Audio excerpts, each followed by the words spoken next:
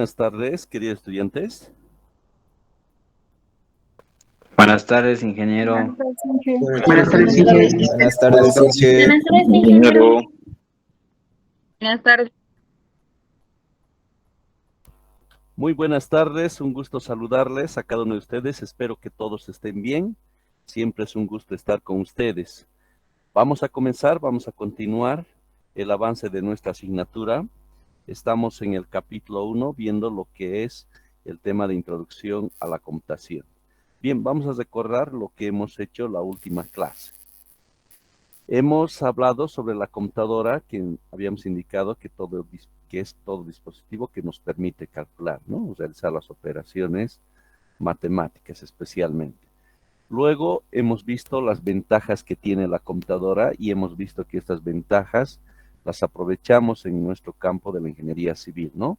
Hemos dicho que la computadora es una herramienta esencial e importante dentro de nuestra carrera.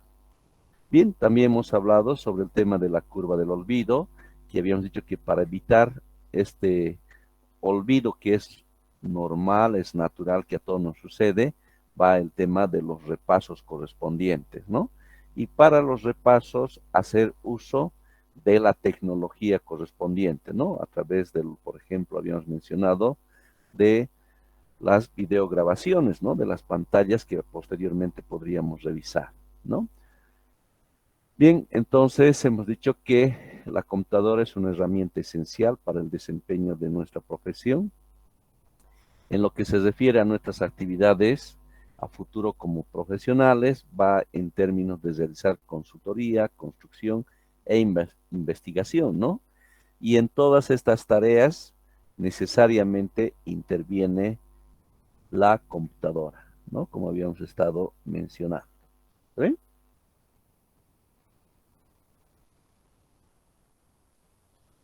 Bien, luego posteriormente hemos visto ciertos conceptos básicos importantes. Habíamos visto una diferencia entre lo que es la computación y lo que es informática, ¿no es cierto? Computación está enfocado especialmente al tema del conocimiento que habíamos mencionado, ¿no? En cambio, lo que representa informática está enfocado al desarrollo, ¿no? Entonces, nosotros nos vamos a enfocar más que todos los conocimientos, técnicas y formas de uso que habíamos mencionado, ¿no?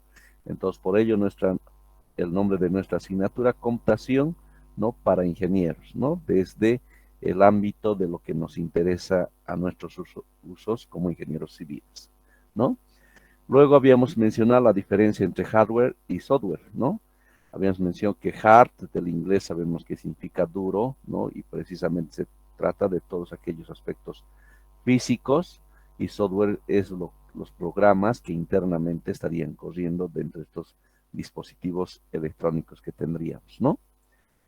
Luego hemos estado viendo el tema de historia. Habíamos dicho que el caso del invento de la computadora no solo es una persona que lo ha creado, sino que muchas personas, ¿no es cierto?, que han ido aportando desde sus diferentes especialidades, y es gracias a ese conjunto de aportes que hoy podemos disfrutar, ¿no?, de la computadora. Bien, también habíamos mencionado que si los aviones, ellos se han inspirado en lo que representa en las aves, en lo que se refiere al funcionamiento de una computadora, está justamente inspirado en lo que es el funcionamiento del cerebro, ¿no? Y habíamos mencionado que el cerebro está compuesto de dos partes esenciales importantes, ¿no? Uno que corresponde al hemisferio izquierdo, que nos permite realizar los cálculos respectivos, ¿no? Y posteriormente la memoria, donde podemos almacenar la información correspondiente, ¿no? Entonces, de la misma forma, se han creado los componentes de la computadora que permiten realizar aquello, ¿no? El microprocesador que realiza justamente los cálculos, ¿no? Y lo que se refiere a la memoria, que tenemos el disco duro o ROM y la memoria RAM, que permiten almacenar información. Pero ciertamente hasta aquí nos hemos debido dar cuenta que hay algo que no puede la computadora, ¿no? Pero precisamente es la parte del hemisferio de la derecha, que corresponde a los sentimientos, que corresponde a la creatividad, al arte y todo aquello, ¿no? Entonces, pues una computadora no puede tener sentimiento, no puede llorar, no puede amar, querer y todos aquellos sentimientos, ¿no? Entonces, bueno, de repente a futuro, pero por lo pronto no hay aquello, ¿no? Entonces, y hay un tercer componente que representa los algoritmos, que es un componente principal de las computadoras, que precisamente se trata, habíamos dicho, de dar instrucciones, ¿no? Esas instrucciones se guardan aquí en la memoria y estos se procesan en el microprocesador, ¿no? Y eso lo llamamos los algoritmos, ¿no? Entonces tenemos esos tres componentes. Bien, ahora vamos a ver lo que corresponde a la cronología en lo que corresponde a la historia, viendo esos tres componentes, ¿ya? Entonces, en ese sentido, les he preparado un video para que podamos ver justamente el proceso de la historia, ¿ya? Entonces, lo vamos a ver en este momento.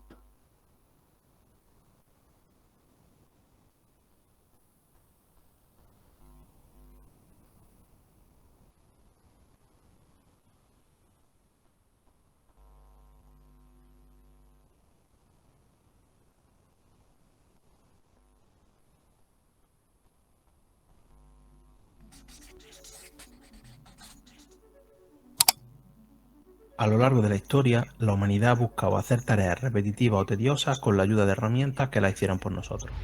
Aprendimos que en lugar de arrastrar objetos pesados por el suelo, podíamos ponerle ruedas y empujarlos con mucho menos esfuerzo. Y que con algo tan simple como una polea podíamos levantarlos mucho más fácilmente. Era cuestión de tiempo que las tareas que queríamos simplificar dejaran de ser solo tareas físicas, como mover algo de un sitio a otro, y se convirtieran en tareas en las que la dificultad fuese mantener la atención o pensar sobre ellas. Fue así como nació el ábaco. El ábaco es considerado por muchos el primer computador de la historia. Muchos mecanismos lo siguieron para hacer diferentes tareas, como las brújulas que nos permitían orientarnos sin problemas, o los planisferios para poder encontrar la posición de la estrella en el cielo. Bien, entonces estamos viendo, no olvidemos por favor, esos tres componentes de la computadora, ¿verdad? Uno, lo que son los cálculos, dos, lo que es la memoria y tres, los algoritmos. Aquí estamos empezando precisamente lo que corresponde a los cálculos, ¿no? Pero estos mecanismos tenían un límite. Ese límite era su diseño, y es que solo se podían utilizar para realizar aquellas tareas para las que estaban diseñados, nada más. Para llegar al concepto de computador que tenemos hoy en día, eran necesarias dos cosas. La primera, un sistema capaz de realizar cualquier computación. Esto es lo que hoy se conoce como la máquina de Turing. No este Turing, este Turing. Y la segunda, alguna forma de memoria capaz de retener información sobre lo que se está haciendo de un instante a otro, permitiéndonos así guardar variables, operaciones o estados para ser utilizados después. Si observamos estos dos requisitos, nos damos cuenta de que en conjunto forman algo muy parecido a un cerebro. Y es que sí, lo que buscábamos era construir un cerebro. Pero, ¿cómo podríamos llegar a construir un cerebro? Obviamente fue necesario mucho tiempo. Tenemos que irnos a 1822 para encontrar algo que se asemeje a lo que estábamos buscando. Charles Babbage, un matemático, ingeniero e inventor británico, propuso el primer concepto de calculadora, lo más parecido a lo que entendemos como calculadora, para resolver un problema matemático. Sin embargo, este trabajo quedó como algo teórico, ya que Charles no tenía conocimiento suficiente de ingeniería para desarrollar el sistema y la tecnología de la época no era suficiente. Entonces, ahí vemos la primera calculadora, ¿ya? Tomemos en cuenta ese aspecto. Este nuevo concepto levantó bastante curiosidad en la comunidad de ingenieros de la época. Tanto fue así que dio lugar al primer algoritmo diseñado para ser interpretado por una máquina.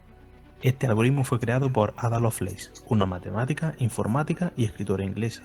Para el siguiente gran avance en este campo, ahí vemos lo que ya corresponde al tema del algoritmo, el tercer componente que les había hablado, ¿verdad? Tenemos que saltar 100 años en el futuro, cuando apareció en escena Alan Turing. Alan Turing fue un matemático, lógico, científico de la computación, criptógrafo, filósofo, biólogo teórico, maratoniano y corredor de ultradistancia. Imposible de recordar todo esto. Muchas gracias, Wikipedia. Turing es considerado el padre de las ciencias de la computación y en cierta medida el padre de la computación moderna. En 1936 publicó un ensayo en el que se proponía la primera teoría moderna sobre software, a partir de la cual nacieron las especialidades académicas de ciencias de la computación e ingeniería de software. Turing fue uno de los que trabajó durante la Segunda Guerra Mundial descifrando Enigma, la máquina utilizada por los nazis para encriptar sus mensajes. Si no la has visto, te recomiendo que veas la película de Descifrando Enigma. En ella podrás aprender un poco mejor quién era Alan Turing y el trabajo que hizo. Con las teorías de Turing como semilla, en 1946 nació el padre de todos los ordenadores, el ENIAC. El ENIAC era enorme. Ocupaba casi una planta de un edificio y su programación se llevaba a cabo cambiando las conexiones de los diferentes cables dentro de él. El ENIAC era programado en su mayoría por mujeres que habían trabajado anteriormente como computadoras humanas. Sí, este era un trabajo que existía tal cual. Estas mujeres se dedicaban a hacer computaciones complejas y habían aprendido mejor que nadie a llevarlas a cabo. De hecho, fue otra mujer, Kathleen Booth, quien en 1950 desarrolló el primer lenguaje ensamblador que se conoce y que ella utilizaba para hacer más fácil la programación de las máquinas con las que trabajaba. Con un lenguaje ensamblador conseguimos decirle al ordenador qué operaciones queremos que ejecute a través de unas órdenes complejas sin necesidad de tener que cambiar los cables. Se puede entender este lenguaje ensamblador como un lenguaje de programación, pero los lenguajes de programación que usamos hoy en día son algo más avanzados y abstractos.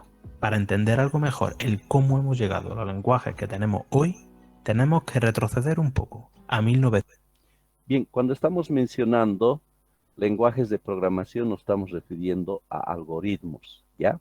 Ese tercer componente de dar instrucciones. 1938. Claude Shannon, un matemático y criptógrafo estadounidense, publicó un artículo en el que estudiaba las posibilidades de los circuitos de conmutación. Estos son circuitos electrónicos que tienen interruptores para controlar el flujo de corriente a través de ellos, nada más. En este artículo, Shannon demostró algo que con el tiempo sería revolucionario para la computación como la entendemos. Este tipo de circuitos se pueden utilizar para resolver cualquier tipo de problema que pueda ser resuelto con álgebra booleana. Seguro que esto que acabo de decir te ha sonado chino, pero vamos a ver muy rápido qué es eso del álgebra booleana y te prometo que lo veremos con más detalle en el futuro. El álgebra booleana incluye todos aquellos problemas lógicos, es decir, problemas en los que las variables y resultados solo pueden tomar dos valores, verdadero y falso. Por ejemplo, imaginemos el siguiente enunciado.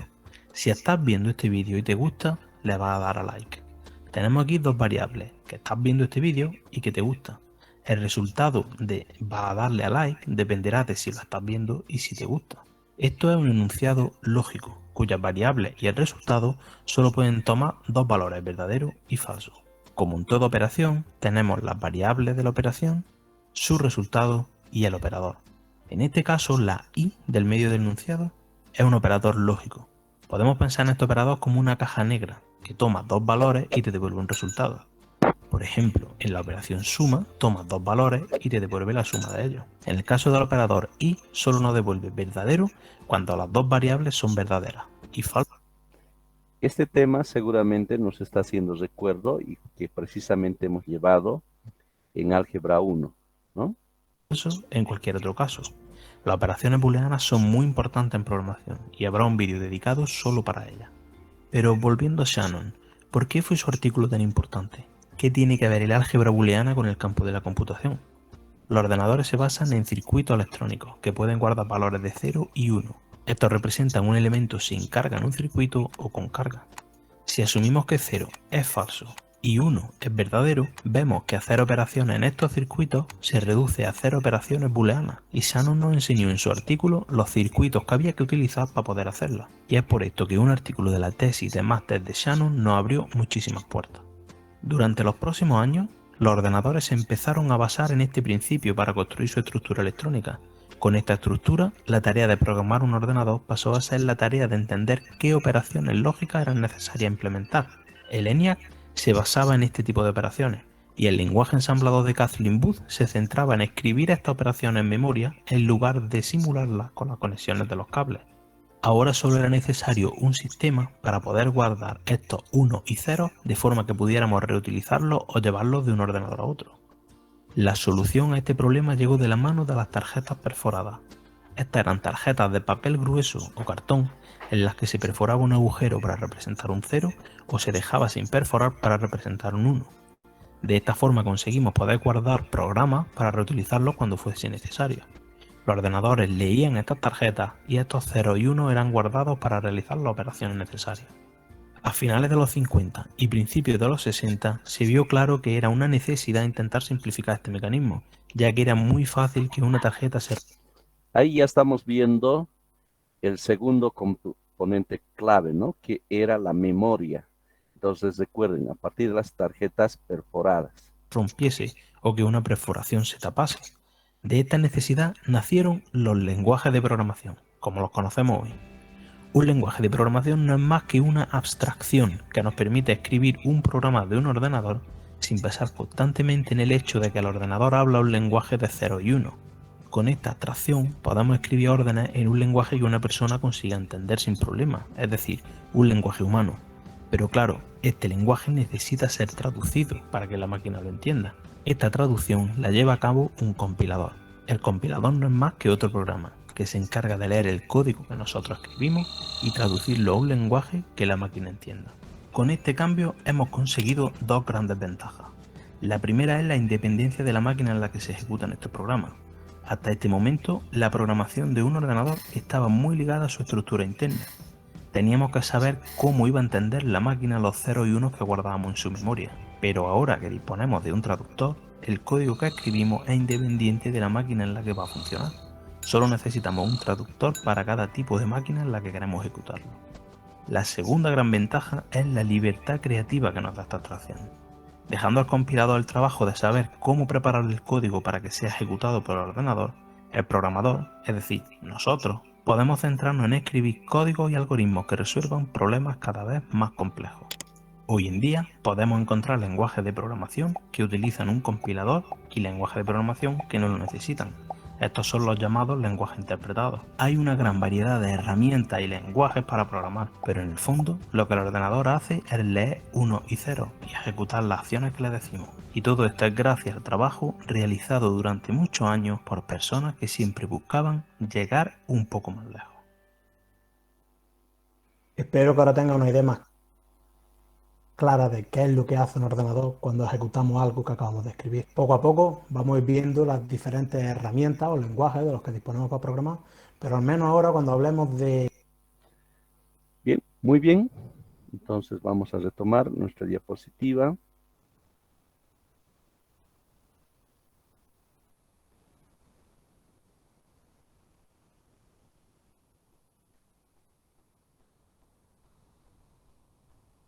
Bien, entonces vamos a ver la cronología.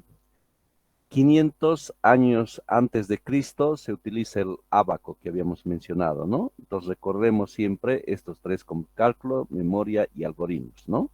Entonces el ábaco está referido a lo que corresponde a los cálculos, ¿no? En antiguas civilizaciones como la China o la Sumeria, la primera herramienta para realizar sumas y restas, ¿no? Luego, el año 1620, imagínense después de muchos años, el inglés Edmund Gunther inventa la regla de cálculo, ¿ya? Un instrumento manual utilizado desde entonces hasta la aparición de la calculadora electrónica para hacer operaciones aritméticas. Bien, por favor van a tener cuidado de lo que es su micrófono, ¿ya? Bien.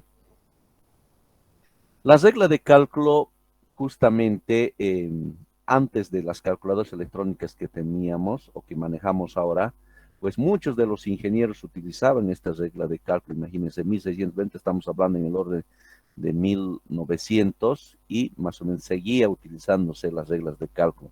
Imagínense, estamos hablando algo de 300 años para realizar las operaciones, ¿no? De costumbre, ¿ya? Entonces, justamente estos aparatos aparecen con ese sentido de facilitar los cálculos de las operaciones aritméticas, ¿no? Suma, resta, multiplicación, ¿ya? Bien, y el año 1642, el científico y filósofo francés Blaise Pascal inventa una máquina de sumar, la pascalina, que utilizan ruedas dentadas y de la que todavía se conservan algunos ejemplares originales, ¿no? En el año 1671, el filósofo y matemático alemán, Gottfried, inventa una máquina capaz de multiplicar y dividir, ¿ya? Entonces ahí vemos cómo poco a poco se van a ir desarrollando, ¿no? El año 1801, el francés Joseph Jacquard inventa para su máquina de tejer brocados una tarjeta perforada. Esto ya va al enfoque de lo que es la memoria, ¿no? Entonces, para tejer en ese entonces, que controla el patrón de funcionamiento de la máquina, una idea que sería empleada más adelante por los primeros computadores, ¿ya? Lo he destacado en color amarillo y aquí hay que tomar énfasis. Entonces, el año 1833, el matemático inventor británico Charles Babbage, como hemos visto en el video, diseña, intenta construir la primera computadora, ¿no? De funcionamiento mecánico, a lo que lo llamó la máquina analítica. Sin embargo, la tecnología de su época no estaba lo suficientemente avanzada para hacer realidad su idea. Entonces, esto es importante en lo que se refiere a los cálculos, ¿ya? Entonces, esa fase que hemos estado hablando. Luego, el año 1841, la matemática Ada Lovelace comienza a trabajar junto a Babbage en lo que sería el primer algoritmo, ¿no? Esto es clave. Hemos mencionado el tercer componente, destinado a ser procesado por una máquina, por lo que se le considera como la primera programadora de computadoras. Miren, la matemática Ada Lovelace. El año 1890, y aquí también enfatizamos, ¿ya? El norteamericano Herman Hollerith inventa una máquina tabuladora, aprovechando algunas de las ideas de Babbage que se utilizó para elaborar el censo de Estados Unidos. Hollerith fundó posteriormente la compañía que después se convertiría en IBM. Entonces, aquí tenemos este segundo componente que era la memoria y aquí es donde se formaliza y que posteriormente vamos a destacar y vamos a ir con más detalle este aspecto, ¿ya? De Hollerith. No se olviden de este nombre, Hollerith. 1893, el científico suizo Otto Steiger desarrolla la primera calculadora automática que se fabricó y empleó a escala industrial, conocida como la millonaria, ¿no? Entonces aquí ya se dan las bases, ¿no? De inicio de lo que hemos estado mencionando, de la memoria, los cálculos y los algoritmos, ¿no? Entonces, el año 1936, aquí es la clave, por estar destacada en amarillo, el matemático y computólogo inglés Alan Turing, padre de la ciencia, él se le considera el padre de la ciencia computacional, formaliza los conceptos del algoritmo, el tercer componente. Aquí está la clave, ¿no? El algoritmo, aquí hemos visto lo que es el cálculo, aquí de lo que se refiere a la memoria, y aquí el tercer componente que representa los algoritmos, ¿no? Y de máquina de Turing, que serían claves en el desarrollo de la computación moderna. Ya posteriormente, después de aquello, de todo ese proceso, ya viene el mejoramiento cada vez más, ¿no? Lo que vamos a ver. El año 1938, el ingeniero alemán Konrad Zuse completa la Z1, la primera computadora que se puede considerar como tal, de funcionamiento electromecánico y utilizando relés. Era programable mediante cinta perforada y usaba sistema binario y lógica booleana, ¿no? Ella le seguirían los modelos Z2, Z3 y Z4, ¿no? El año 1944 en Estados Unidos la empresa IBM, ¿no? IBM, seguramente recordamos de Hollerith, ¿no? Construye la computadora electromecánica Harvard Mark I, ¿no? Diseñada por un equipo encabezado por Howard. Fue la primera computadora creada en Estados Unidos. El año 1946, en la Universidad de Pensilvania se pone en funcionamiento la ENIAC que hemos visto también, ¿no? Tremendas computadoras, ¿no? Que funcionaba a válvulas, ¿no? En ese entonces inicialmente a válvulas y fue la primera computadora electrónica de propósito general, ¿ya? El año 47 en los laboratorios Bell, John, Bardeen y William inventan el transistor, ¿no? Después de las válvulas viene este componente electrónico importante, el transistor, el que permite reducir los tamaños, ¿no? En ese entonces estas computadoras realmente pues eran grandotes, gigantes, ¿no? Ocupaban toda una edificación, ¿no? Por lo grande que eran estas computadoras, pero gracias a la aparición del transistor se reduce el tamaño, ¿no? Entonces el año 1950 Kathleen Booth crea el lenguaje ensamblador, estamos hablando del tercer componente, ¿no? De los algoritmos, para hacer operaciones en la computadora, sin necesidad de cambiar los cables de conexión, sino a través de tarjetas perforadas. Vamos a hablar posteriormente fuerte del ensamblador, ¿ya? Programa u operación guardada para usarla cuando sea necesario, las cuales eran propensas a dañarse. Por esta razón, a finales de este año se comienza a desarrollar el lenguaje de programación, ¿no? El 51 comienza a operar la EDVAC, concebida por John von Newman, que este es también un señor muy importante que vamos a hablar posteriormente, que a diferencia del ENIAC, no era decimal, sino binaria y tuvo el primer programa diseñado para ser almacenado. Y el año 1953, IBM fabrica su primera computadora a escala industrial, la IBM 650. Se amplía el uso del lenguaje ensamblador para la programación de las computadoras. Las computadoras con transistores reemplazan a las de válvula, marcando el comienzo de la segunda generación de computadoras, ¿no? El año 57, Jack Kilby construye el primer circuito integrado. El año 65, Olivetti lanza el programa 101, la primera computadora de escritorio, ¿no? Y tenemos el 71, miren, Intel, que ahora lo conocemos, presenta el primer microprocesador comercial, el primer chip, el microprocesador Intel 4004. Miren, ahí recién se lanza el año 71 el primer microprocesador, ¿ya? Entonces, ahí tenemos lo del color azul. Continuamos. El 75, que le conocemos a este señor, Bill Gates y Paul Allen, fundan lo que es esta empresa de Microsoft, ¿no? El año 75. El año 76, al año siguiente, Steve Jobs, que lo conocemos, fundan Apple, que también hemos escuchado estas dos empresas claves, ¿no? El 77, Apple presenta el primer computador personal, ¿no es cierto?, que se vende a gran escala, el Apple II, desarrollado por Steve Jobs y Steve Wozniak, ¿no? El 81 se lanza al mercado el IBM PC, que se convertiría en un éxito comercial, marcando una revolución en el campo de la computación personal y de universidad. El 82, este es clave, Microsoft presenta su sistema operativo, el primer sistema operativo, lo que es los antecesores de Windows, ¿no? Microsoft DOS, por encargo de IBM, ¿no? Y ahí les voy a contar que es una historia interesante que hace sus negocios Bill Gates a partir de esto, ¿no?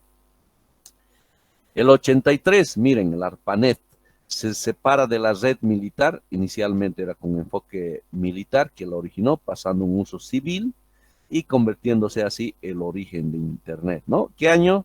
Recuérdense, el año 83, ¿no? El inicio de Internet.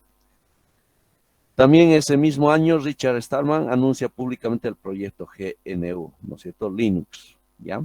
El 85, Microsoft presenta el sistema operativo Windows 1.0, ¿no? Entonces, 85, imagínense, después de 3 años, del 82, que era el MS-DOS, después de 3 años se lanza el sistema operativo Windows 1.0, ¿no? 1990, Tim Berners-Lee idea el hipertexto para crear el World Wide Web, el WWW que conocemos, una nueva manera de interactuar con Internet, ¿no? WWW. El 91, Linus Torvalds y comenzó a desarrollar Linux, un sistema operativo compatible con Unix, ¿no? Ahora vamos al nuevo año del 2000 con rojo, ¿no? Aparece a comienzos del siglo XXI los computadores de bolsillo, ¿no? Las primeras PDA. Bueno, antes de que aparezcan nuestros celulares, entonces teníamos estos PDAs, ¿no es cierto? El 2007, la presentación del primer iPhone por la empresa Apple, un teléfono inteligente, o lo que ahora llamamos el smartphone. Y 2016, la eclosión de la realidad virtual, y ahora estamos con el tema de la realidad virtual, dirigida al gran público con dispositivos fabricantes como Oculus H6, ¿no? Entonces podemos observar de todo lo que hemos visto, ¿no es cierto?, que lo que habíamos mencionado, que cuando hablamos de la computadora, no es el aporte de una única persona que inventa la computadora, sino vemos que realmente ha sido el aporte secuencial en el tiempo de muchas personas que a partir de su conocimiento, experiencia, han ido aportando y lo que hoy tenemos, ¿no?, las computadoras. Y bajo esos 3 enfoques claves, ¿no?, lo que es el desarrollo de los cálculos, lo que es el desarrollo de la memoria y lo que es el desarrollo de los algoritmos, ¿no es cierto?, reflejados a través de los lenguajes de programación con los cuales damos instrucciones para que pueda procesarse, ¿no? Entonces esa es la cronología que tendríamos con relación a la historia de la computación, ¿ya? Vamos a hablar algunos aspectos claves e importantes para tenerlo mucho mejor, lo que son las tarjetas perforadas, ¿no?, los antecesores de la memoria, ¿no es cierto? Miren, las tarjetas perforadas, como habíamos visto, han sido usadas por primera vez el año 1725 como una forma más robusta de los rollos de papel, ¿no? Esto en los textiles en Francia. Entonces sabemos que cuando se trata de tejer, hay que hacer, para darle algunas figuras, ¿no es cierto? De repente unos cruces, o de repente cuando tenemos que combinar colores, alguien tiene que dar una instrucción, ¿verdad? A esa máquina, alguien tiene que decir, ¿sabes qué? Después de 3 puntos, bueno, los que, no sé si en el colegio seguramente muchos hemos aprendido a tejer, ¿no es cierto? Y cuando vas tejiendo, haces 1, 2, 3, y en la cuarta de repente tienes que hacer un cruce, ¿no es cierto? Continúes 4, 5, 6 y otra vez un cruce, ¿verdad? Entonces estás dando una instrucción para que haga cruces de telas, ¿no? O colores. Entonces, cuando vemos un tejido, pues precisamente hay esos cruces, ¿no es cierto? Esas lindas figuras que se forman a partir de los cruces, o bien la combinación de colores. Pero hay estas máquinas automáticas, estos telares automáticos que tienen que realizar, y alguien le tiene que dar la instrucción. Y precisamente las instrucciones se daban a partir de las tarjetas perforadas que estamos viendo, ¿no? Precisamente como vemos son tarjetas, ¿no es cierto? Y tienen perforaciones. Y estas perforaciones pues son los que indican en qué momento tienen que ser los cruces o la combinación de colores, como podemos ver en esta imagen, ¿no? Entonces ahí tenemos para dar justamente las instrucciones. Entonces, vean el año 1725, o sea, un siglo antes de la independencia de Bolivia, ¿verdad? 1825, 1725 en Francia, ¿no? Se utilizaban los textiles. Entonces, la cartulina perforada indicaba los telares el tipo de tejido o la utilización de hilos de colores que debían utilizar, ¿no? Entonces, desde ese entonces, bueno, ellos ni sospechaban que eso era el inicio de lo que iba a ser ahora las memorias que tenemos en las computadoras, ¿no? Bien, entonces, posteriormente, 1725, miren, ahora vamos a ir al año 1880. En Estados Unidos se ha realizado un censo, ¿no? Ya sabemos que el censo es para saber la cantidad de personas que hay en ese país, que para nosotros como ingenieros civiles es muy importante, ¿no es cierto? Porque en base a eso, nuestros proyectos tenemos que orientar para cuántas personas, ¿no es cierto? Y en base a eso definir, por ejemplo, el caso de un agua potable, cuántas personas se tienen en ese momento, cuánto ha sido la tasa de crecimiento de la población para saber más o menos cuánto se espera que crezca a futuro, ¿no? Para que no falte agua, ¿no es cierto? Entonces es importante, se realicen los censos. Pregunto, ¿cada cuántos años se realizan los censos? ¿Alguien sabe? Cada 10 años, sí. Excelente, muchas gracias, Iván. Ciertamente, los censos se realizan cada 10 años. Miren, en Estados Unidos, este año se realiza el año 1880 un censo. Y miren lo interesante y lo gracioso, ¿no? Y que terminan de procesar toda esa información, ¿en cuánto? En 7 años, ¿no? Esto debido a que la información era tabulada en papel y a mano, no había la computadora de lo que hoy conocemos, ¿verdad? Ahora, ¿en qué tiempo más o menos se conocen los resultados de un censo? A ver, ¿alguien de repente recuerda del último censo? ¿En qué tiempo? Máximo de repente unos 2 a un mes, ya sabemos el resultado, cuánto es la población de Bolivia, ¿verdad? Que ahora estamos en el orden de 12 millones, ¿no? Pero imagínense en esos inicios, en 7 años, queridos estudiantes, significa que después de 3 años otra vez tenían que realizar un nuevo censo, ¿no? Entonces, y era de comprenderse, pues los norteamericanos estaban calientes, ¿no es cierto? Que en 7 años recién se sepan los resultados. Es por eso que el Departamento Estatal de Censo convoca el año 1889, 9 años después, un concurso, ¿ya? En busca de nuevos equipamientos para realizar el censo del siguiente año, ¿no? De los siguientes 10 años, para 1890. Hace un concurso, ¿no?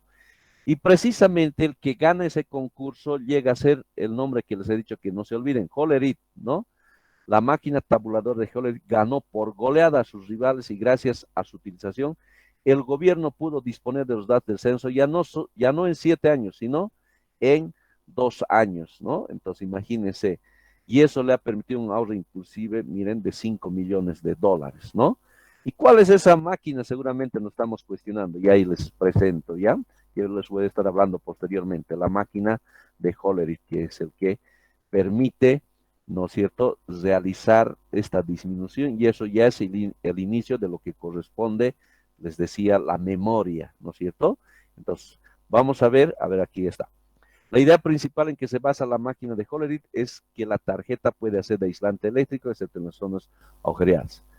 Hollerith dejó la oficina de censo y fundó una empresa llamada Tulate Machine Company para vender sus máquinas por todo el mundo, ¿no? En 1924 este cambió su nombre por el de International Business Machines Corporation, conocido como IBM. Entonces, ¿qué hace? Hollerith se inspira en las tarjetas perforadas que les estaba comentando de los telares de Francia, y vamos a ver que su máquina se basa en ello, ¿no? Miren, y aquí está. Hollerith observó que la mayor parte de las preguntas contenidas en los censos se podían contestar con un sí o con un no. Entonces, si de una tarjeta perforada, una cartilla en la que según estuviera perforado o no, en determinadas posiciones se contestaba este tipo de preguntas, ¿ya? Entonces, ciertamente, cuando tenemos el censo, pues hay dos preguntas, varón o mujer, ¿no es cierto? Para saber cuántos varones y mujeres hay en ese país. Entonces veíamos, y por lo que se está mencionando, varias se resumían a un sí o un no, que representa con perforación o sin perforación, ¿no es cierto? Entonces, y aquí vemos lo que les mencionaba, las tarjetas perforadas son consideradas hoy en día como las precursoras de los dispositivos de almacenamiento de la memoria, ¿ya? Entonces aquí tenemos una imagen de lo que era la tarjeta original de Hollerith que ha usado en ese entonces, ¿ya? Entonces aquí tenemos, y también se inventa una máquina para hacer agujero en las tarjetas perforadas, o sea, grabar datos, ahí lo tenemos, ¿no? Para hacer las respectivas perforaciones, ¿no? Y otra para poder procesar tarjetas. Esta máquina se llamó la máquina tabuladora, ¿no? La de Hollerith es esta, ¿ya? Entonces, precisamente, alguien tenía que leer esa información de la tarjeta perforada y justamente la lectura se realiza con esta máquina que vemos. Pero ¿cómo es que se realiza esa lectura? Y ahora vamos a ver, ¿no? Pero un poco más veamos cómo funcionan las tarjetas perforadas, ¿ya? Por medio de una máquina perforadora provista de un teclado de máquina de escribir, se introducían los datos perforando las tarjetas. Mire, una sola perforación en una columna correspondía a un número, ¿ya? Si observamos, aquí tenemos el sector de los números, y observamos, si veo el 1, entonces hay solo una perforación, ¿verdad? Si veo el 2, entonces el espacio está más abajo, 3, 4, 5, 6. Pero aquí hay 0, ¿no? Solamente hay una perforación en esta columna, ¿no es cierto? Bueno, ¿y qué pasa si hay dos perforaciones en diferentes posiciones de una máquina? Entonces corresponde a una letra. A ver, por ejemplo, la letra A, si veo por aquí, ya tiene dos perforaciones, una en la parte superior y otra en la parte inferior. Entonces eso corresponde a una letra. Pero si no hay nada de perforaciones en la parte superior, entonces corresponde a un número. Entonces tú, cuando a la máquina te querías decirle, mire, tienes que esto representarlo como 3, entonces tú tenías que hacer una perforación aquí y sin ninguna otra perforación por arriba, ¿no? Si tú querías de repente hacer la letra hola, entonces tenías de repente aquí una perforación y hasta la letra H correspondiente, ¿no es cierto? Ahí tienes el H. El O, entonces lo tienes por aquí con una perforación que va aquí y realizas esta perforación, ¿no es cierto? Y así vas dando instrucciones respectivas, ¿no? Entonces, cada columna tenía 10 posiciones numeradas del 0 al 9 y 2 más sin numerar hacia el borde superior de la tarjeta. Bueno, eso es todo lo que hemos mencionado, ¿no? Entonces, así trabaja una tarjeta perforada que le servía para dar instrucciones en ese entonces. ¿Está bien? Bien, esas antiguas máquinas tabuladas estaban limitadas a imprimir el papel, solamente 80 letras, números o signos correspondientes a las 80 columnas de la tarjeta. Entonces, aquí tenemos una tarjeta de los que comenté, entonces tenías hasta 80, 1, 2, 3 y llegaba hasta 80 columnas. O sea, solamente te permitía que tú puedas lanzar letras o números solamente 80, imagínense en cada tarjeta, ¿no? Esas limitaciones. Entonces, para leer la información, la máquina tabuladora disponía de 80 escobillas de alambre fino de cobre colocadas en una sola hilera que abarcaba el ancho de las tarjetas. Cuando las tarjetas pasaban entre un rodillo metálico electrificado y las escobillas, estas últimas leían a través de las perforaciones la información contenida en la tarjeta, ¿no? Al momento de hacer contacto eléctrico con el rodillo, ¿no? A continuación, la información recogida por la escobilla se enviaba al sistema electrónico de la máquina que se encargaba de interpretar, procesar e imprimir los datos. A ver, ¿A qué nos referimos eso? Pues precisamente, si de repente en un cierto sector teníamos una perforación, ¿no? Entonces teníamos una escobilla que iba por arriba y otra que iba por debajo. Entonces justamente estos iban a hacer contactos si es que había una perforación, ¿no es cierto?, entre ambos. Pero si no estaba perforado, pues tanto la escobilla como la que está por arriba y por abajo no hacían contacto, ¿no es cierto?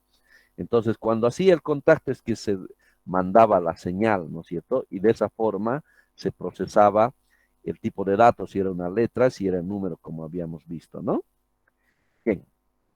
Ahora, miren lo interesante. A ver, ¿qué podemos decir el caso de un CD? Miren, el caso de un CD también los datos son representados por 0 y 1. Vale decir, sin perforación, podríamos decir que el 0 es sin perforación, ¿no? Que no hay perforación. Y podríamos decir que el 1 representa, pues, perforación, ¿no es cierto? Y estamos hablando justamente inspirados en ese entonces de las tarjetas perforadas. Entonces, la información podría ser con o sin perforación, ¿no es cierto? Y de la misma forma estamos tratando del 0 y 1, el 0 que puede ser sin perforación y el 1 que represente perforación, ¿no? En este caso, por pequeñas áreas colaborativas. Ahora, ¿cómo es el caso de un CD? Un CD, si vamos a verlo más o menos, cuando decimos voy a quemar, ¿no es cierto? Usamos esa palabra, voy a quemar, ¿no es cierto? Alguna información. ¿Qué es lo que en realidad estás haciendo? Precisamente esto está dando vueltas y cierto, hay un láser que lo que hace y nosotros no podemos verlo a simple vista, bueno, a menos que de repente lo pongamos de costadito y se nota cuando está quemado, ¿no es cierto? Eh, ciertos círculos así brillosos, ¿no es cierto? Que vemos la información. ¿Y qué es lo que en realidad se está haciendo? Pues se está haciendo estas perforaciones respectivas, con, podemos decir, perforado, sin perforar, perforado, sin perforar, perforado y una cosa. Entonces, en realidad, estamos basándonos en las tarjetas. Hoy en día, ¿no es cierto? Sigue hoy en día basado en eso. Y al hacer eso, estamos mandando información, ¿no? Entonces, al pasar el lector láser sobre la pista y encontrar una superficie plana, se refleja este láser en un sensor óptico que lo reconoce como 1. En cambio, si el láser llega a un hoyo, la luz no da con sensor que reconoce un 0. Así es básicamente como se realiza la lectura de un CD. Entonces, para poder grabar información, entonces las perforaciones, ¿verdad? Y para poder leer, entonces también tenemos, ¿no es cierto?, estos lectores, entonces que van encontrando estas perforaciones y precisamente a partir de eso, ¿no es cierto?, se va leyendo los datos, ¿no? Y entonces realmente un código va a representar que sea esto la letra A, ¿no es cierto?, y otro que representa la letra B o un número, ¿no es cierto? Entonces estamos utilizando este concepto de las tarjetas perforadas que hemos estado hablando, ¿no? Entonces, hoy en día se usan sistemas parecidos al telar de Jaguar, ¿no? Pero controlados por un ordenador complejo, naturalmente usando memorias en vez de tarjetas perforadas. ¿Qué les parece? Interesante, ¿no? Nos hemos basado entonces en estas tarjetas perforadas que hemos dicho que es el inicio de la memoria, ¿no? Bien, entonces eso con relación a lo que corresponde a la memoria. Ahora, con lo que corresponde a lo que es la calculadora. Entonces hemos visto Charles Babbage, ¿no? Diseña e intenta construir la primera computadora, ¿no? De funcionamiento mecánico a la que le llamó la máquina analítica. Y aquí les presento esta máquina que llega a crear justamente Charles Babbage, ¿no? Pero lo malo es que, y como aquí nos dice, sin embargo, la tecnología de su época no estaba lo suficientemente avanzada para hacer realidad su idea, ¿no? Realmente había hasta temor, ¿no es cierto? Muchos decían esto se va a utilizar para cuestiones de guerra. De repente había muchas personas no preparadas realmente, pero ahí vemos Capo, ¿no es cierto? Charles se adelanta y todo, pero lastimosamente no tiene justamente el alcance que se esperaba. Pero sin embargo, para la historia ya nos cuenta que esto ya es el inicio de lo que representan los cálculos, ¿no? ¿No? Entonces no nos olvidemos de ese nombre. ¿De acuerdo? Muy bien. ¿Hasta ahí alguna pregunta, por favor?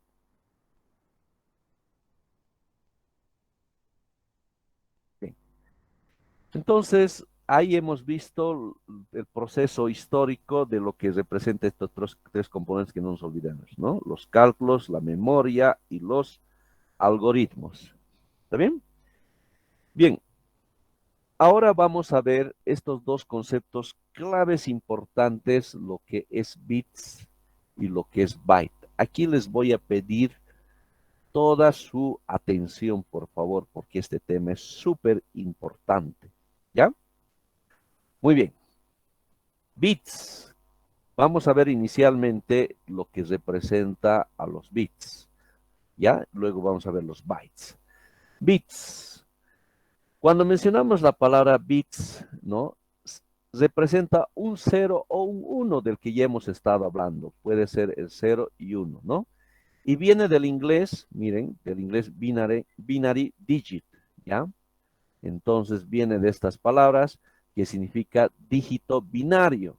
Ahora, cuando hablamos y mencionamos el sistema binario, ¿no es cierto? ¿Qué significa el sistema binario?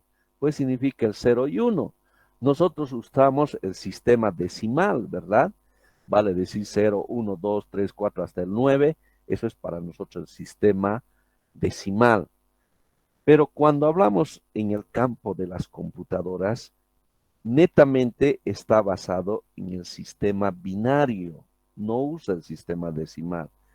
Y bueno, y la pregunta, ¿y por qué? ¿Por qué usa el sistema binario? ¿Alguna respuesta tal vez?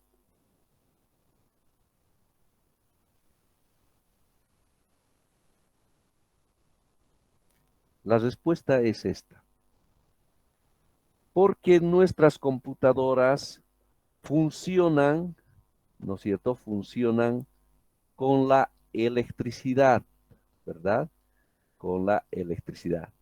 ¿Y qué es la electricidad? La electricidad es el flujo de electrones, ¿no es cierto? Gracias al flujo de electrones tenemos la electricidad. Y la electricidad solamente hay dos estados, ¿no? Dos estados. ¿Cuáles son?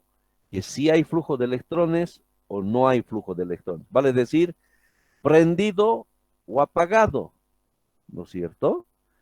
Y es por eso que cuando vamos a prender la luz de la casa, cuando vamos ahí a prender con el conmutador, prendido y apagado, ¿verdad? Prendido se prende el foco de la luz. Apagado, ¿no es cierto? Solamente hay dos estados en la electricidad, ¿no es cierto? 0 y 1, vale decir con perforación y sin perforación, lo que hemos visto en las tarjetas perforadas, ¿no? Entonces está basada en la electricidad, ¿no es cierto? Y toda nuestra computadora funciona de esa forma. Si no hay electricidad, no funciona. Nuestros celulares también funcionan, tenemos que recargar la batería y al hacer eso estamos cargándole de electrones, ¿verdad? Y cuando lo desconectamos, pues para el funcionamiento es el flujo de electrones, ¿no es cierto? Entonces, por eso es que tenemos ese estado de 0 y 1. Y eso es para nosotros un bits. Esto es un bits, ¿no es cierto? Entonces nos dice, es una unidad mínima de información. Entonces estamos hablando que el 0 o bien el 1 es información. Entonces un bit representa el estado de una señal eléctrica que puede ser 1, que puede ser estado alto, que hay electricidad o que hay flujo de electrones, o un 0, que no hay electrones, no hay flujo de electrones, o apagado, ¿no es cierto? Entonces con él podemos representar dos valores, cualesquiera como verdadero o falso, ¿no? Podemos decir el 1 que para mí sea verdadero y que el 0 sea falso, ¿no es cierto? O también abierto o cerrado, esto que sea cerrado y esto que sea abierto, blanco o negro, norte o sur. Entonces vamos a ver que hay muchas cosas de los usos prácticos que están de esa forma, ¿no? Masculino o femenino, rojo o azul, etcétera, ¿no? Entonces basta con asignar uno de esos valores al estado de apagado y el otro al estado de encendido, 0 y 1. Entonces, lo mejor del sistema binario es que es un sistema simple que permite construir circuitos electrónicos para realizar operaciones matemáticas de una forma sencilla a través de circuitos elementales. Miren, entonces hemos llevado álgebra 1 y hemos visto justamente la parte de las operaciones booleanas, ¿no es cierto? Y operadores lógicos, el AND, el OR, el SOR, y precisamente eso es lo que nos permite realizar, ¿no? Los cálculos, ¿no? Justamente, precisamente por los circuitos electrónicos, que vamos a estar hablando más adelante, ¿no? Pero por lo ahora que quede claro para nosotros, ¿no es cierto?, qué es un bits. Entonces aquí tenemos 2 bits, ¿no es cierto? Ahora, si yo escribo eso, ¿no es cierto? Pregunto, ¿cuántos bits hay ahí? ¿Alguien que me responda? 4.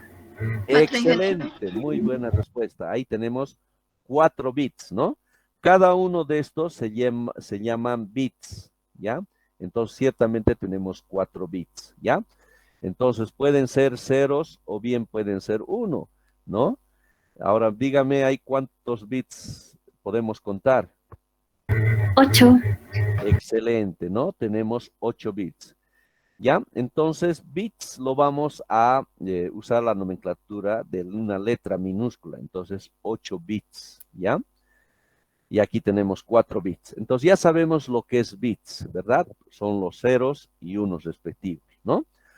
Ahora, bueno, ¿qué más? Una computadora como funciona, que hemos mencionado con electricidad, reconoce 2 clases de mensaje, ¿no? Cuando hay corriente eléctrica, el mensaje es sí, y cuando no hay corriente, el mensaje es no, ¿no? Podemos decir que la lámpara encendida equivale a 1 cuando está prendido y si está apagado a un 0, ¿no? Entonces, el microprocesador que permite realizar cálculos trabaja con 2 estados de corriente, formando así todos los números y operaciones. Cuando no hay corriente, simbolizamos un 0 y en cambio cuando existe corriente, simbolizamos un 1, ¿ya? Lo vamos a ir viendo poco a poco. Entonces, solo por lo pronto, por favor, que quede claro qué es un bits, ¿ya? Ahora, el otro concepto clave importante que es los bytes, ¿ya? Ahora vamos a ver lo que representa los bytes. Parecido, ¿verdad? ¿No?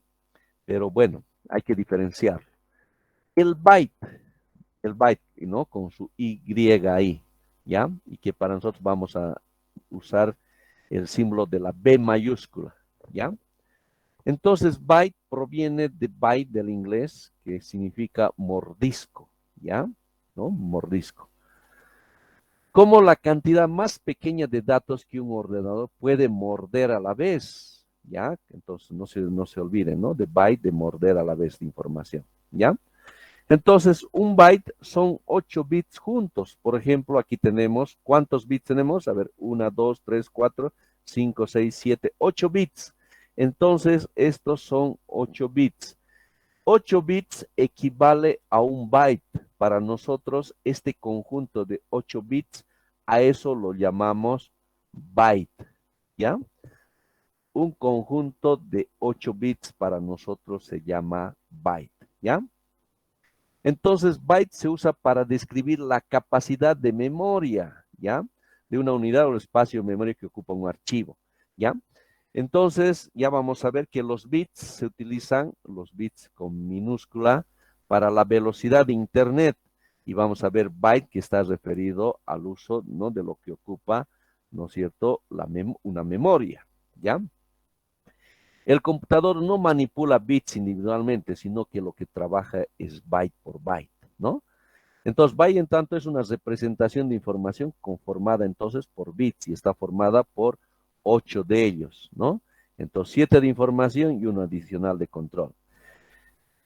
Cuando se habla de velocidad de transmisión de Internet, por ejemplo, no da lo mismo decir 100 kilobits por segundo que decir 100 kilobytes por segundo, ¿no?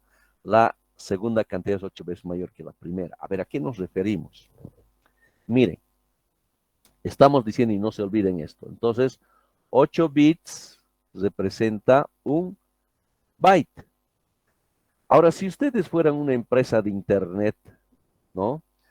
Su velocidad les conviene hacer su propaganda, su marketing en términos de bits o en términos de byte para convencer al usuario. ¿Qué me dice? En términos de bits. Exacto, ¿no? ¿Por qué? Porque el usuario va a decir, ah, qué interesante, me están ofreciendo una velocidad de 8 bits. Y si otra empresa dice, mira, y es lo mismo, ¿no es cierto? Y dice, les ofrezco una velocidad de 1 byte. Ahí tan poquito, ¿no es cierto? Entonces, ciertamente, cuando se refiere a velocidad de Internet, utilizamos el bits, ¿ya? Si utilizamos en términos de memoria, entonces utilizamos los bytes, ¿ya? Entonces la relación es de 1 a 8, ¿ya? Bien, entonces los bits son generalmente para describir velocidades de transmisión, ¿ya?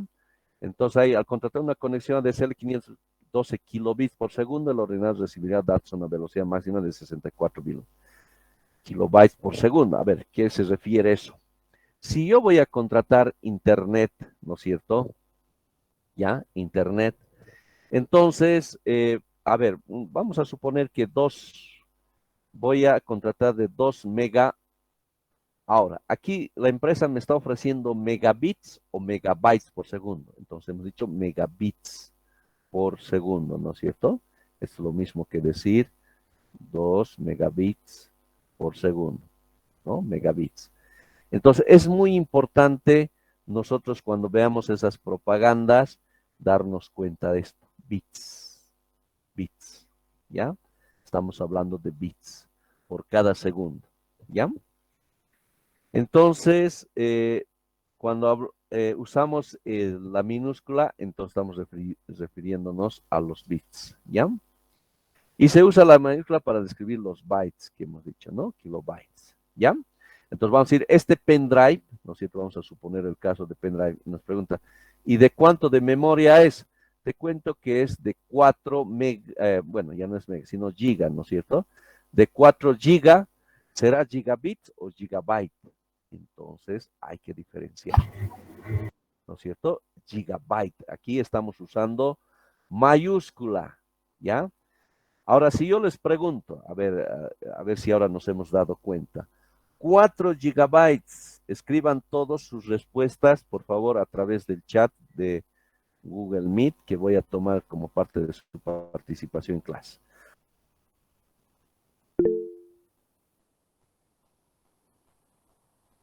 Muy bien.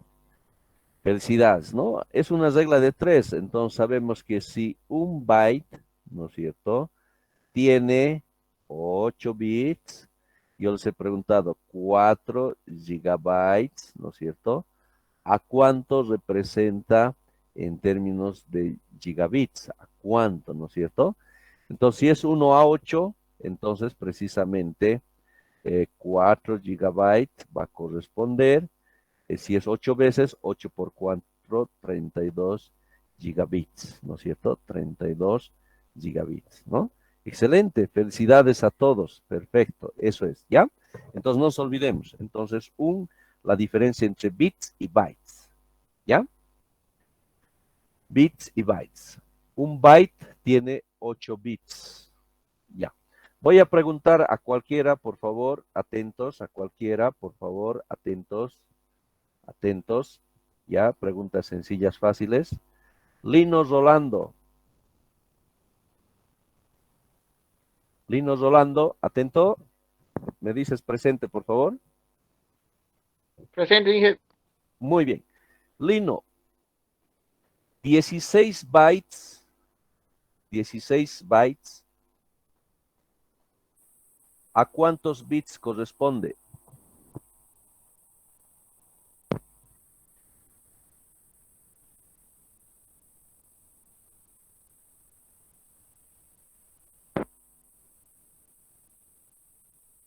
¿Puede volver a repetir, Inge? 16 Ya. bytes, ¿a cuántos Ya, gigabytes? mejor algo de otra manera. 2 bytes, ¿cuántos bits tiene?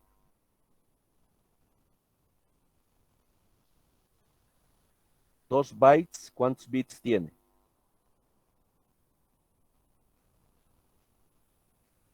16, Inge. Excelente, muy bien, Lino. Muy bien, vamos a preguntar a otra estudiante.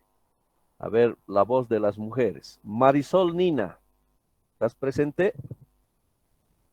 Presente, Inge. Excelente, Marisol. Marisol, 24 bits, 24 bits, ¿cuántos bytes corresponde?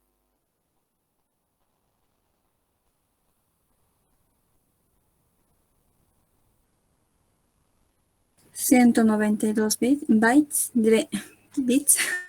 No, a ver, una pensadita, dale Marisol. 24 bits, ¿cuántos bytes corresponde? A ver, vamos a pedir, mientras lo va pensando, Moisés Muriel Centeno. Moisés Muriel. 3 bytes, Inge. Excelente, muy bien Marisol, gracias. Sí, ¿no? Entonces, 24 bits corresponde a 3 bytes. Muchas gracias Marisol. Vamos a la última pregunta. Para todos, a ver, todos atentos. Todos atentos. 4 bytes, su respuesta a través del chat. 4 bytes. ¿A cuántos bits corresponde?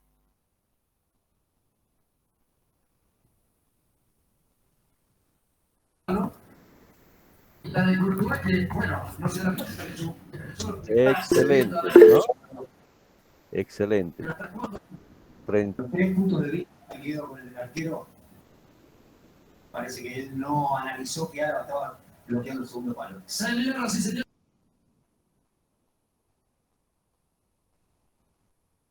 Muy bien. ¿Ya? Entonces, recordemos que el byte es la unidad mayor, ¿ya? Por eso es que lo vamos a escribir en mayúscula, ¿ya?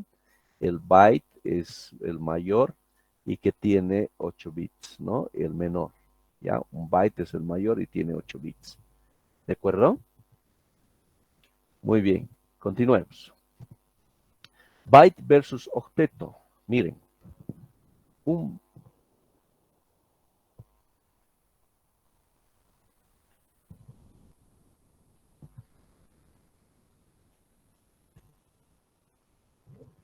byte y un octeto no son lo mismo, ¿no? Mientras que un octeto siempre tiene 8 bits, un byte contiene un número fijo de bits que no necesariamente son 8.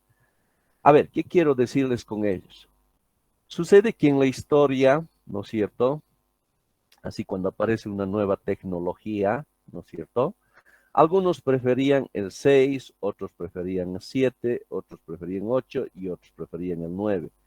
Entonces, el byte para algunos estaba compuesto de 6 bits, para otros el 7 bits, para otros 8 bits y así sucesivamente, ¿no? Entonces, justamente con el tiempo hay una de ellas que gana, y la que gana es la que hasta ahora usamos, lo de 8 bits, ¿ya?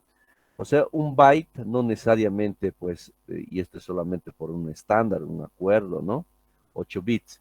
Pero cuando usemos la palabra octeto, la palabra octeto sí o sí está referido a 8, ¿no? De octeto, ¿no? Pero en cambio un byte no necesariamente es 8 bits, puede ser 7, 8, solo por el carácter del estándar se ha tomado lo de 8 bits, ¿ya? Entonces, hoy en día en la inmensa mayoría de los computadores y en la mayoría de los campos, un byte tiene 8 bits, lo que estamos aprendiendo, ¿ya? Entonces, hoy en día se ha estandarizado y es lo que estamos viendo, ¿no? Que un byte equivale a 8 bits, ¿ya? Un byte equivale a 8 bits.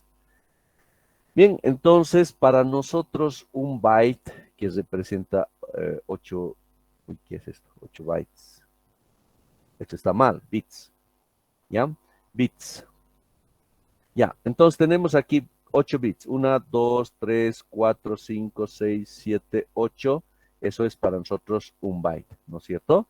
Y esto que tenemos aquí son los bits, ¿no? Que pueden ser los ceros y unos, ¿ya? Bien, entonces quedamos ahí, queridos estudiantes, porque luego vamos a ver lo que es el código ASCII, que vamos a usar, va a estar basado en lo que son los bits y los bytes, ¿ya? Muy bien, entonces, ¿qué hemos hecho hoy día, queridos estudiantes, a manera de conclusión? Entonces, hemos visto que tenemos estos 3 componentes, y esos 3 componentes, cálculo, memoria y algoritmos, se desarrollan a partir del aporte de muchas personas, ¿no? A lo largo del tiempo. No es que que la computadora apareció de la nada, sino ha sido el aporte de muchos, ¿no? Y justamente la cronología empieza desde la creación del ábaco, ¿no? Que nos permitía realizar sumas y restas. Entonces se ha dado todo ese proceso a partir del tiempo. Entonces lo que hay que aquí destacar es lo que se ha construido esta primera computadora que se llama la máquina analítica para los cálculos, ¿no? De Charles Babbage, pero que no ha tenido el éxito correspondiente.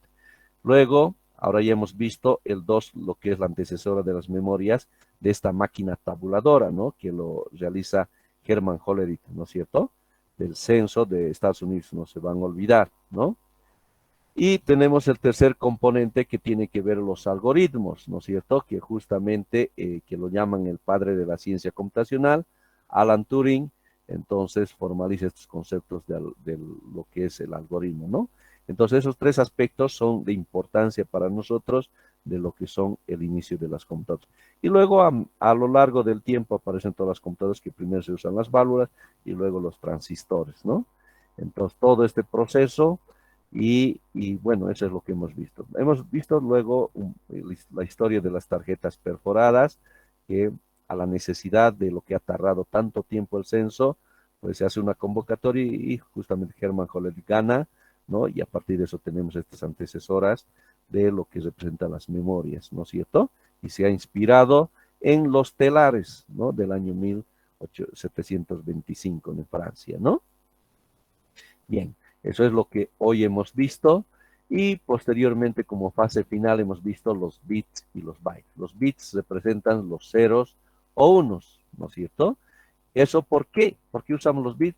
Los bits como 0 y 1 porque las computadoras funcionan con electricidad, ¿no es cierto? Y hay dos estados, que hay flujo de electrones o no hay flujo de electrones, o sea, prendido y apagado, ¿no? Y posteriormente tenemos el byte, que precisamente es un conjunto de 8 valores, ¿no es cierto? 8 bits, ¿ya? Entonces no olvidemos nunca, por favor, que un byte tiene 8 bits, ¿de acuerdo? Muy bien, entonces esto es lo que hemos visto hoy. Les agradezco, queridos estudiantes, por su atención. Tengan todos una linda tarde. Hasta luego. Hasta luego, ingeniero. Hasta luego. Hasta luego, ingeniero. Hasta luego, ingeniero. Hasta luego, ingeniero.